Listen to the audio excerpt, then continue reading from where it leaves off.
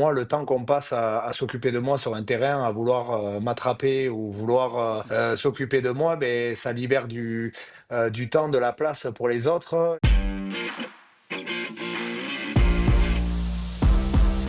Et de ce qui est du chambrage, on a tous aimé le rugby un peu pour l'état d'esprit et ça fait partie de l'état d'esprit. Tu parlais de rentrer dans la tête de l'adversaire, ben c'est ce que j'adore faire. Moi, le temps qu'on passe à s'occuper de moi sur un terrain, à vouloir m'attraper ou vouloir s'occuper de moi, ben ça libère du temps, de la place pour les autres. J'aime bien ce côté dimension psychologique où il n'y a aucune data aujourd'hui qui te permet de calculer l'impact que tu peux avoir sur un adversaire. Et ça, c'est ce qui fait la beauté du sport de haut niveau en général, hein, pas qu'au rugby, hein. Je ne sais pas si vous aviez vu la série The Last Dance avec Michael Jordan. Les mecs, ils se mettent des pièces en permanence, ils rentrent dans la tête. On peut très bien aussi, Manon, jouer au ping-pong tous les deux et je fais la même chose, hein. Non, mais voilà.